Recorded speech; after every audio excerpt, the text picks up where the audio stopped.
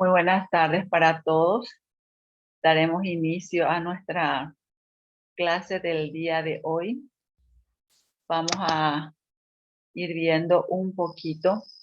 La clase anterior habíamos hablado mucho del sistema nervioso, donde hablábamos también de dos grandes dimensiones de lo que es también la parte neurológica en sí del sistema nervioso. Habíamos hablado también de las funciones, habíamos hablado también del sistema nervioso dentro de lo que es también el periférico. Habíamos hablado de las neuronas de asociación y muchos otros factores también que hacen al sistema nervioso en sí para poder ahora empezar un poquito a ver lo que es la parte de los efectos de los fármacos sobre el sistema neurológico. Para ellos vamos a empezar viendo un poquito los diferentes medicamentos que se utilizan también para estos tipos de diagnósticos, donde uno de los tipos de medicamentos es el ansiolítico, que todos conocemos también, que también tiene otro nombre también, como lo que más todo conocemos y definimos siempre es como los tranquilizantes menores. Están también destinados a reducir o suprimir los síntomas de la ansiedad sin producir ninguna sedación.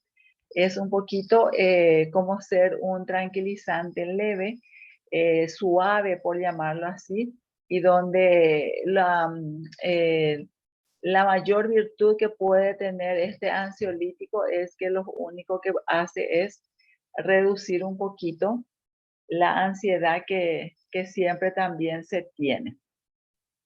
Dentro de estos ansiolíticos tenemos dos tipos, que son las benzodiazepinas y las no benzodiazepinas. De acuerdo a eso, vamos a conocer un poquito lo que es la benzodiazepinas, que nos dice que en casos de ansiedad, las benzodiazepinas alivian tanto la tensión subjetiva como los síntomas objetivos, que muchas veces dan como sudor, como taquicardia, como molestia digestiva, muchas veces también. Es cuando como el estómago también nos molesta y nos da esa sensación de dolor también, pudiendo aumentar la hostilidad y la irritabilidad. También las benzodiazepinas están indicadas en casos de ansiedad generalizada y neurótica, no van bien contra las fobias y en caso de ansiedad esporádica o moderada no superan al placebo. Eso es un poquito referente a lo que son los ansiolíticos benzodiazepinas. Ahora, los que son los ansiolíticos no benzodiazepinas, tenemos la bustirona, que no recomendado su uso en población infantil ni en población juvenil, porque puede considerarse un medicamento de tercera o cuarta línea de tratamiento de la ansiedad en la población infantil. Cuando hay contraindicación para los benzodiazepinas, también tenemos lo que es la hidroxicina, el manejo de ansiedad en niños y niñas mayores de 6 años, el manejo de ansiedad si hay historia de consumo de sustancias psicoactivas también. Tenemos también los sedantes e hipnóticos. Los fármacos hipnóticos y sedantes actúan deprimiendo al sistema nervioso central, causando sedación o pérdida de conocimiento. ¿Alguien recuerda el sistema nervioso central? ¿A qué era que nos referimos cuando hablamos del sistema nervioso central? ¿Quién recuerda?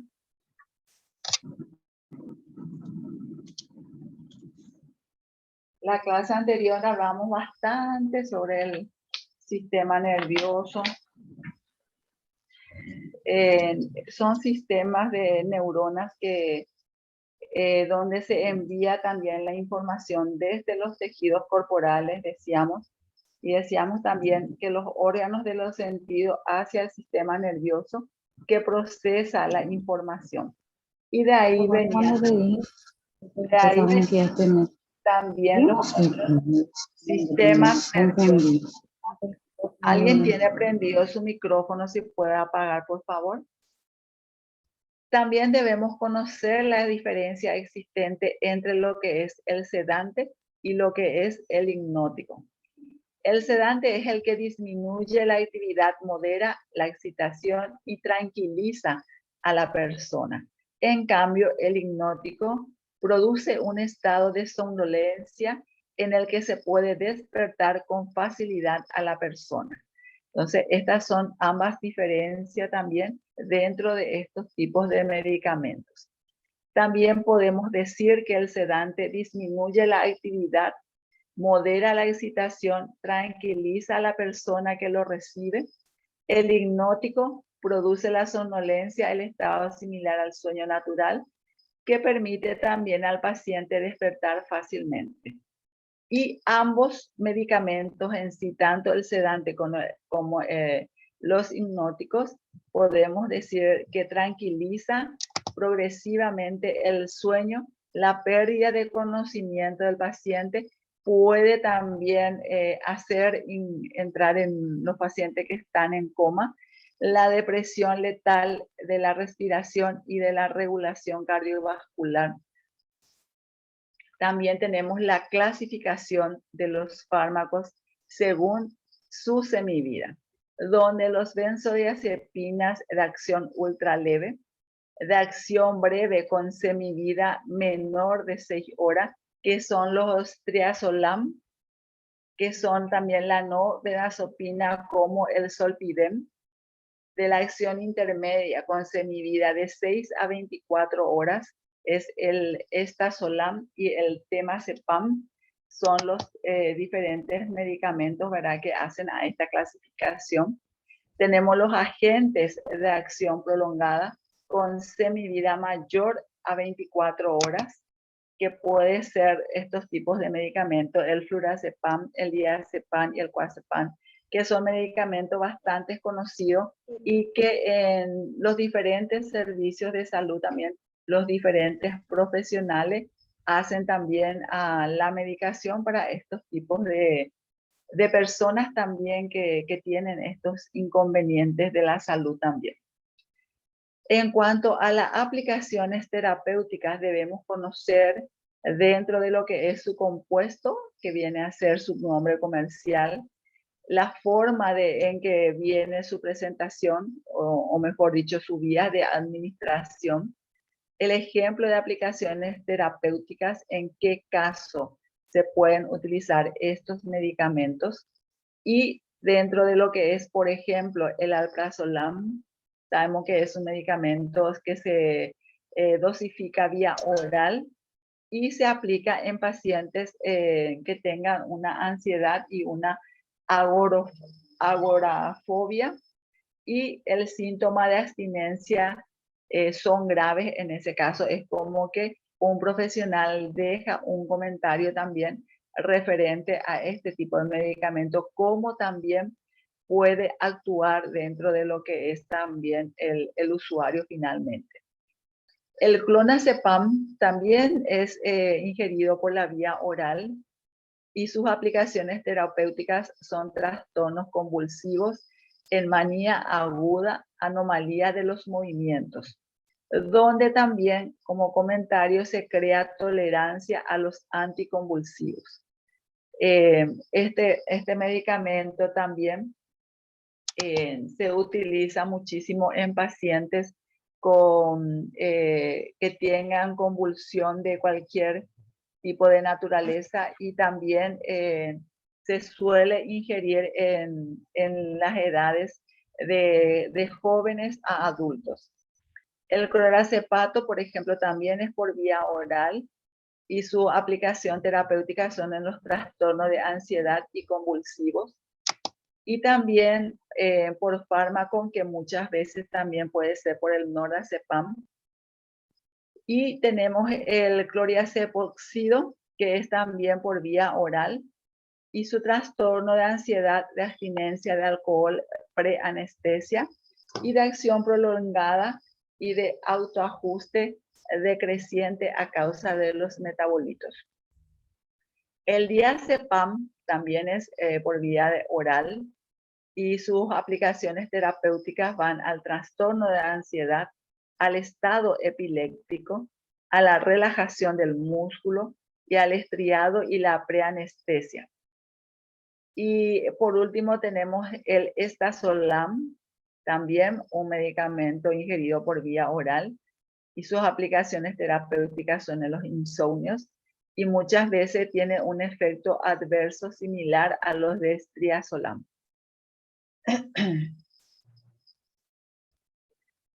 Los medicamentos neurolépticos son fármacos que ejercen efectos fundamentalmente sobre el sistema dopaminérgico. Este último tiene un importante papel en la regulación de la vida emocional y en el control de la motivación, en la modulación de la percepción, así como en la organización de los comportamientos adaptativos. Estos campos se encuentran alterados en la psicosis, que es la primera indicación del uso de los neurolépticos. También podemos decir que los neurolépticos pueden tener efectos no solo sobre las alucinaciones, el delirio, la agitación, sino que los efectos antipsicóticos o incisivos y efectos sedantes, sino también de manera más modesta sobre los síntomas negativos o deficitarios de la esquizofrenia, que son los efectos desinhibidores y o antideficitarios. Tenemos dos tipos también de neurolépticos, los típicos y los atípicos. En cuanto a típicos, tenemos la baja potencia, que se encuentra en los medicamentos de clorpromacina, el prochlorpersina y el cloridazina. De alta potencia tenemos en los medicamentos flufenacina, haloperidol, pimosida y los tiotexeno. Entre estos medicamentos de alta y baja potencia, por ejemplo, yo la que más conozco y sé que más se dosifica también a los pacientes es el clorpromacina, y el de alta potencia, el que más conozco es el pimosida. Es lo que suelo escuchar dentro de las medicaciones. Y dentro de lo que son los atípicos, son el aripiprazol, el clozapina, el olazapina, el quetiapina, el paliperidona, el risperidona y el ciprasidona. Son medicamentos también que son aplicados a los diferentes diagnósticos o mejor dicho, a diferentes cuadros también, tanto típicos como atípicos, como pueden presentar finalmente el paciente. El otro tipo de medicamentos son los antidepresivos, que son medicamentos que alivian a la depresión, perdón. Estos antidepresivos se clasifican también como inhibidores selectivos de la recaptación de serotonina. También se tiene como inhibidores selectivos de la recaptación de serotonina y agregado a eso noradrenalina. Los tricíclicos, los inhibidores de la mano amixosidasa, los tricíclicos y los IMAOs, que se utilizan menos hoy en día en general, solo por especialista. Tiene que ser un profesional que esté también dentro de una especialización ya también extensa como sobre estos medicamentos específicos, que hacen también a su clasificación y por ende también va a ser a lo que se pueden utilizar, como por ejemplo para la depresión de moderada a severa, que se considera como una depresión leve, una depresión. Es como que se está iniciando con esa enfermedad o con esa patología. También en la ansiedad severa y ataques de pánico. Sabemos también que muchas veces ya no importa más la edad también para pasar por esta etapa, principalmente el ataque de pánico.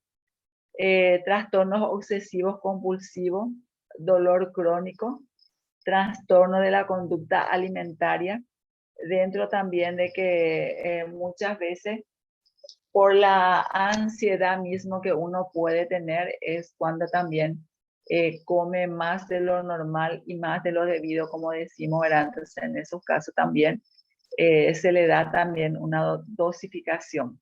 Trastorno del estrés postraumático, también en todos estos cuadros clínicos, por llamarlo así, se pueden utilizar también estos antidepresivos. En cuanto a su clasificación de los antidepresivos, tenemos los tricíclicos y tenemos acá los diferentes medicamentos que hacen también a este tipo de cuadro, como la amitriptilina, la amoxapina, la desipramina, la doxepina, la imipramina, el maprotilina, el nortriptilina, el protriptilina, el trimipramina y el doxapamina. Es tan difícil nomás interpretar cada antidepresivo que se tiene. También la otra clasificación son los de inhibidores selectivos de la recaptación de la serotonina, como los que son la fluoxetina, el fluoxamina, el nefazodona, el paroxetina, el sertralina, la trazodona y el venlafaxina. Tenemos también los inhibidores de la monoaminoxidasa, como son la isocarboxacida, el fenelcipina y el tranilcipromina. Por último, tenemos los medicamentos utilizados en la manía, como son los sales de litio. También todos estos tipos de medicamentos con su diferente clasificación también que conforma todos los medicamentos antidepresivos. También tenemos los medicamentos anticonvulsivantes. Dentro de esta clasificación de anticonvulsivantes tenemos también de primera generación, que son los fenobarbital, el fenitoína, el etosuximida, el primidona. En su segunda generación ya de estos anticonvulsionantes se tiene el carbamazepina, el valproato y el benzodiazepinas. En su tercera generación se tiene el felbamato, el gabapentina, el lamotrigina y la vigabatrina. Entre otros medicamentos anticonvulsionantes también se tiene el acetosalamida, el ACTH y corticoides, el estipiripentol, el eterobarbo, el fosfenitoína, el oscarbazepina, el tiagabina, el topiramato, el remacemida y los sonisamida.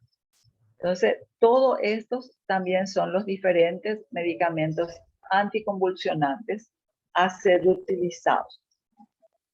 También se tienen los antimuscarínicos, que son fármacos que se utilizan para tratar los efectos del aumento y liberación de acetilcolina debido al bloqueo de los receptores dopaminérgicos por los neurolépticos. Los principales son el viperidone, la benzotropina y el tiexifenidol. Pueden producir dependencia, sobre todo el viperideno, en administración intramuscular.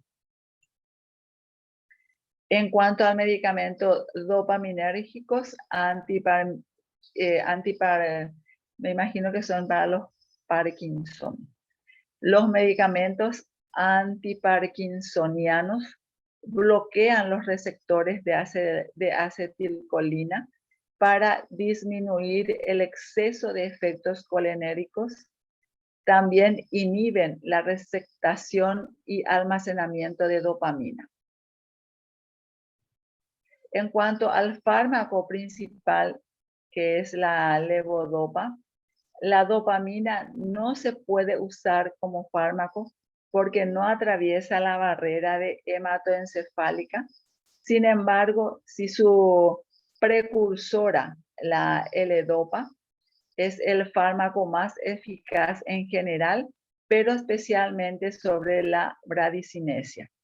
Se utiliza también este medicamento habitualmente asociada a carbidopa o a benseracida, que inhiben la dopa descarboxilasas y extracerebral, por lo que favorecen que la L-dopa solo se transforme en dopamina en el cerebro.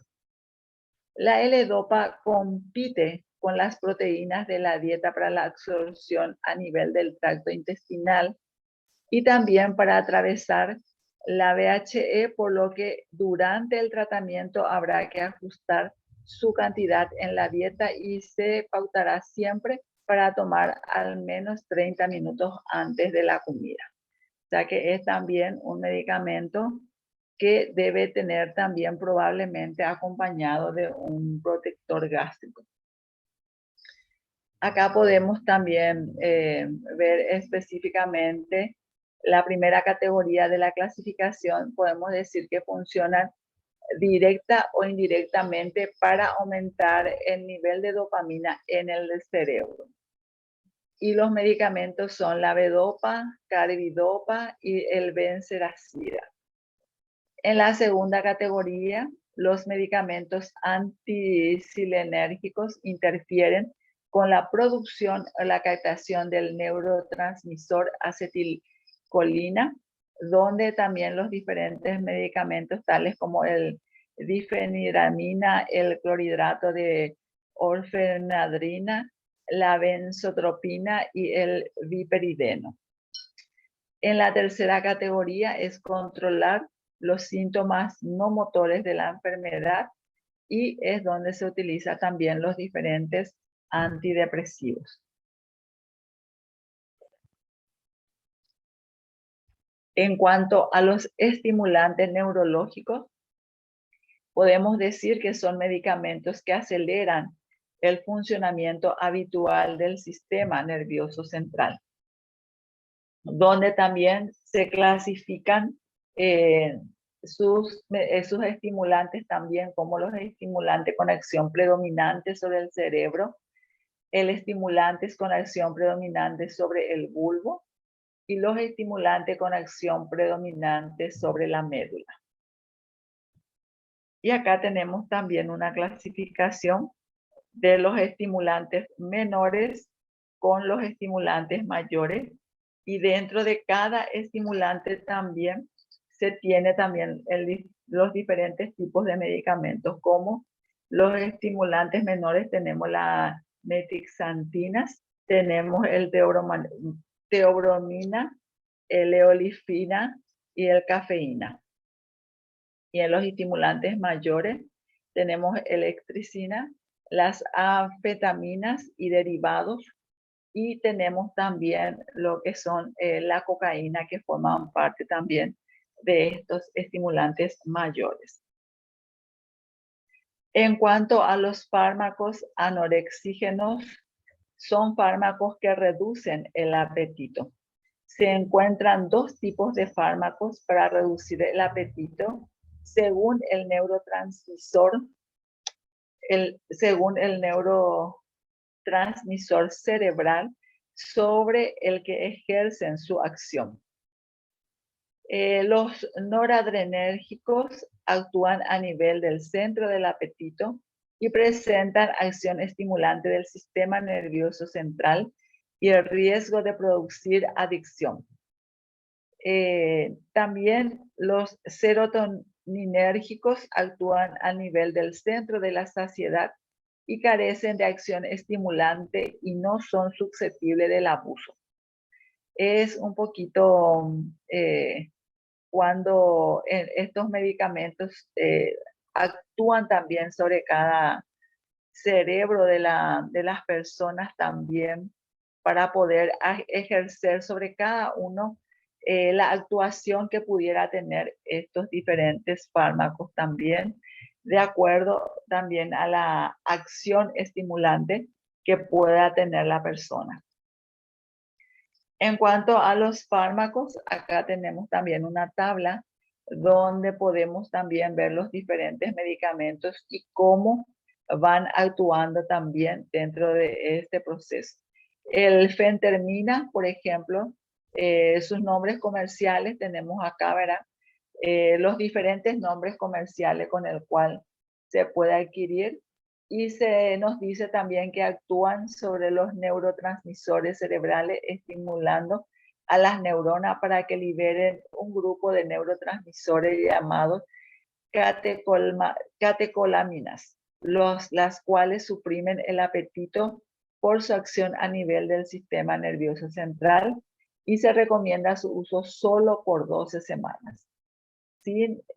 Por el elevado grado de medicación en sí que tiene valga la redundancia, este medicamento, este fármaco. Entonces, no es recomendable seguir ingiriendo por muchos días.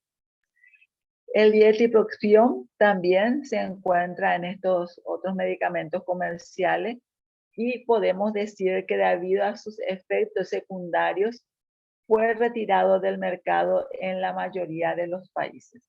De repente también hay medicamentos que tienen también un efecto secundario ante el tratamiento que está llevando adelante la persona y en vez de ser una solución al problema de salud que aqueja a esa persona, es más bien también un mayor problema, ¿verdad? Entonces, probablemente se habrá detectado dentro de ese consumo de estos medicamentos alguna debilidad existente y por eso que se ha retirado del mercado.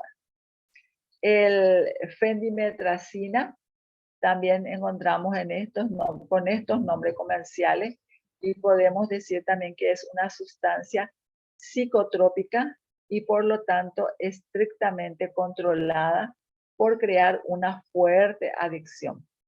Este sí que es más todavía peligroso este fármaco porque se le toma también una fuerte adicción y sabemos ya también en las personas con estas debilidades cuesta mucho más ya también después volverlo a la normalidad y al rechazo o al no consumir ese medicamento. Es como que ya le toma hábito y es como que famoso escuchamos, si no tomo mi tranquilizante no voy a dormir. Más o menos así es, ¿verdad? Por eso que también se debe siempre realizar un control estricto también de estos consumos, de estos tipos de medicamentos. El benzefetamina también encontramos también en otros medicamentos que también es indicada junto con una dieta hipocalórica para que el tratamiento a largo plazo, entre 8 a 12 semanas, este es más bien para un tratamiento de la obesidad que sabemos todas las personas que somos gorditas. Cuando hacemos una dieta también la ansiedad no, nos juega también un papel preponderante sobre nuestra mente y es donde también queremos tirar todo más o menos y seguir nomás otra vez la vida normal, ¿verdad? Pero siempre están los tratamientos y están las medicaciones dentro del plazo que debe hacerse el tratamiento en sí. Este fármaco Fenproporec también se encuentra en estos dos tipos de fármacos y es prohibida su venta en la mayoría de países del mundo por falta de datos sobre su eficacia y seguridad. Es un medicamento que no se tiene muy bien el origen de su fabricación principalmente y a través de eso, por ese desconocimiento también, no se puede saber si es un medicamento eficaz, si es un medicamento eficiente, pero igual están en países donde está permitida su venta. El clobensorec también se encuentran en estos tipos de fármacos y está prohibida su venta, pero los atletas la utilizan para mejorar su rendimiento.